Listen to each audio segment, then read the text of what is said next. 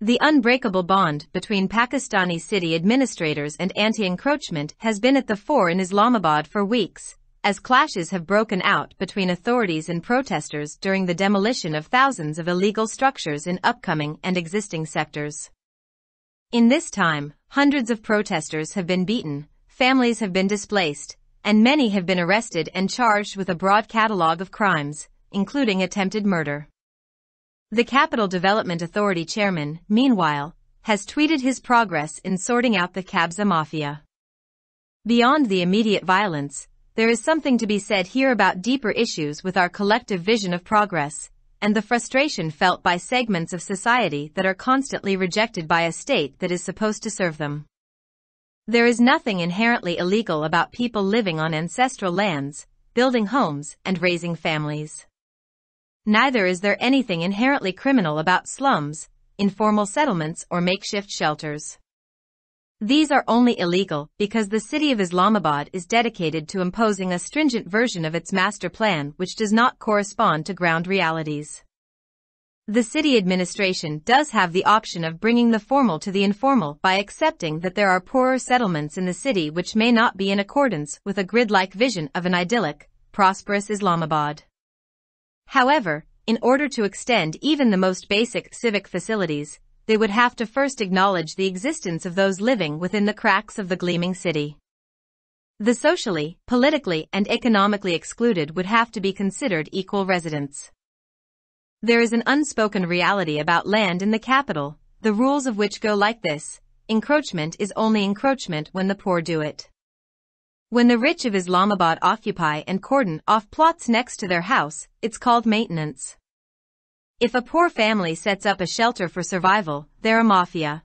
But when thousands of acres are grabbed en masse by state institutions or private developers for profit, it's called development. There are reasonable alternatives to mass demolitions.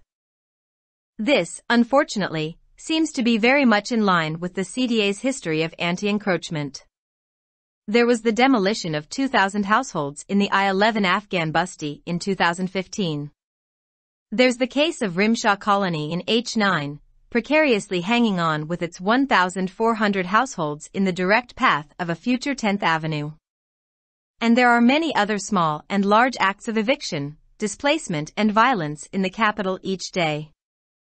A big part of the problem lies in the structure of our capital authority, which is entirely reliant on acquiring, developing, and selling plots of land for revenue, an issue which can be circumvented by the creation of a devolved local government system which has the power to raise and spend taxes. Yet again, this underscores the importance of a city run by a local government which has been elected by the vote of the people rather than an unelected bureaucracy. This is definitely not to say that a democratic setup will immediately alter the anti-poor outlook embedded in our governance structures. In fact, the first elected mayor of Islamabad was widely criticized for his anti-encroachment antics. However, it does create a system where individuals can hold policymakers accountable through the ballot, as compared to the inaccessibility of a CDA office. It bears mentioning that none of this means the city should opt instead for unplanned sprawl. But if urban planning is legitimately the concern here, then there are reasonable alternatives to mass demolitions and evictions. The housing crisis in Islamabad will not be solved by the creation of more high-income sectors with plots that will end up on the speculative real estate market. There is the option of regularizing and integrating Kachia bodies. There is the option of consensual resettlement into low-cost housing where a nominal amount is paid over installments. To those that claim this will encourage more people to illegally settle in the capital, they will do so anyway. It is important to remember that people who are leaving their homes, or countries, to live in squalid conditions where they are reminded every day that they are unwanted, are not doing so out of choice, but sheer desperation. The city belongs to every single resident, perhaps even more so the working class that has built it and continues to provide basic municipal services to its affluent residents. Islamabad's poor are not demanding charity. They are demanding basic dignity, which is an equal and inalienable right for every resident of the city, from a refugee to the chairman of the CDA. The writer works on cities, local governments, and climate change. Published in Dawn, May 10, 2023.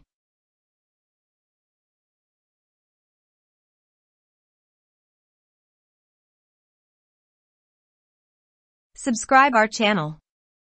Dawn Vocabulary. youtube.com/@dawnvocabulary.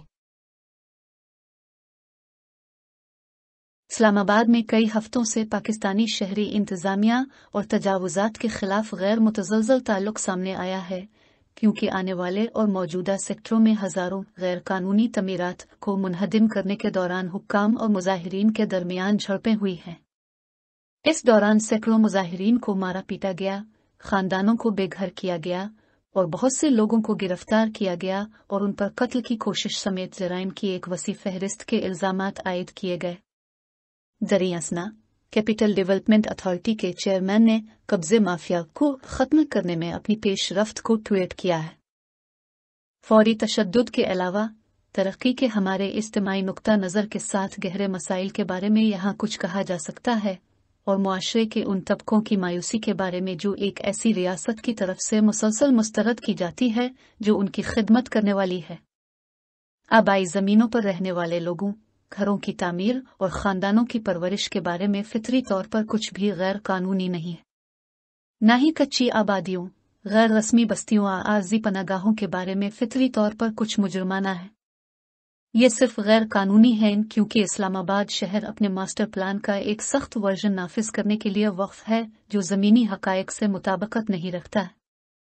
शहरी इंतज़ामिया के पास ये इख्तियार मौजूद है कि वो ये तस्लीम करते हुए रस्मी तौर पर गैर रस्मी तौर पर काम करे कि शहर में गरीब बस्तियां हैं जो खुशहाल इस्लामाबाद के गर्ड जैसे विजन के मुताबिक नहीं हो सकती हैं। ताहम यहाँ तक कि सबसे बुनियादी शहरी सहूलियात को बढ़ाने के लिए उन्हें सबसे पहले चमकते हुए शहर की दरारों के अंदर रहने वालों के वजूद को तस्लीम करना होगा। समाजी, सियासी और माशी तौर पर पसमानदा अफराद को मसावी रिहायशी समझा जाएगा। राजधानी में ज़मीन के बारे में एक नाकाबिल बयान हकीकत है जिसके कवानीन कुछ इस तरह हैं। तजावुजात सिर्फ तजावुजात हैं जब गरीब ऐसा करते हैं। जब इस्लामाबाद के अमीर लोग अपने घर के साथ वाले प्लाटों पर कब्जा करते हैं और उनका मुहासरा करते हैं तो उसे मेंटेनेंस कहा जाता है। अगर कोई गरीब खानदान जिंदा रहने के लिए पनाहगाह कायम करता है तो वो माफिया है। लेकिन जब हजारों एकड़ जमीन पर रियासती इदारे और निजी डेवलपर्स मुनाफा के लिए कब्जा कर लेते हैं तो उसे तरक्की कहा जाता है। बड़े पैमाने पर इन्हिदाम के माकूल मुतबादिल मौजूद हैं। बदकिस्मती से ऐसा लगता है कि ये CDA की इंसदाद तजावुजात की तारीख से बिल्कुल मुताबिकत रखता है। 2015 में आई 11 अफगान बस्ती में 2000 घरों को मिसमार किया गया था। H9 में रमशा कॉलोनी का मामला भी है जो मुस्तकबिल के 10 एवेन्यू के बराह रास्त रास्ते में अपने 400 घरों के साथ गैर यकीनी तौर पर लटक रही है। और राजधानी में हर रोज बेदखली, नकल मकानी और तशद्दुद के बहुत से छोटे और बड़े वाक़यात होते हैं। इस मसले का एक बड़ा हिस्सा हमारे कैपिटल अथॉरिटी के ढांचे में है जो मुकम्मल तौर पर हुसूल, तरक्की और महसूलात के लिए ज़मीन के प्लाटों की फ़रोख्त पर मुनहसर है। एक ऐसा मसला जिसको एक मुंतकिल शुदा मकामी हुकूमत के निज़ाम की तश्कील से रोका जा सकता है जो टैक्स बढ़ाने और खर्च करने का इख्तियार रखता है। एक बार फिर ये एक ऐसे शहर की अहमियत को उजागर करता है जो एक मकामी हुकूमत के जरिया चलाया जाता है जो गैर मुंतखब ब्यूरोक्रेसी के बजाय अवाम के वोट से मुंतखब किया गया है।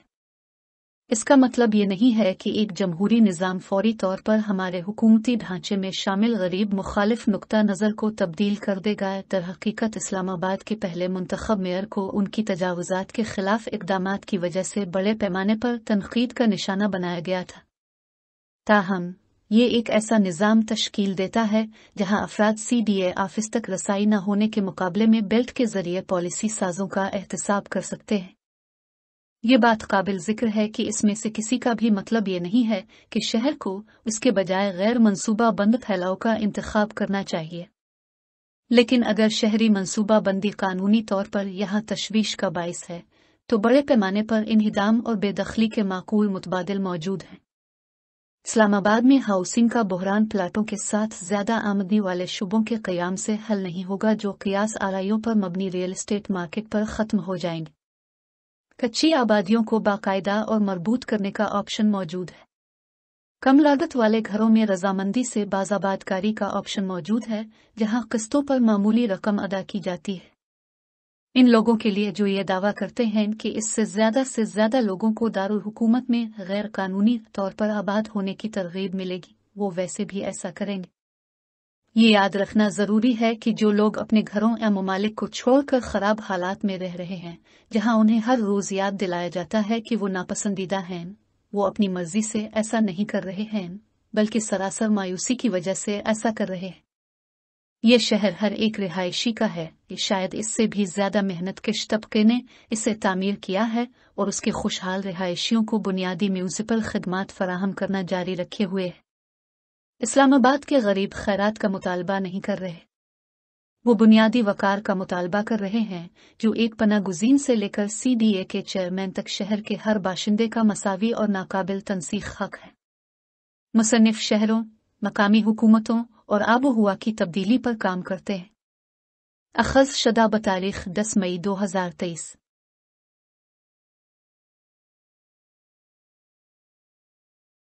For more videos, subscribe our channel. Dawn Vocabulary. YouTube.com/@dawnvocabulary. Like, subscribe, share and comments.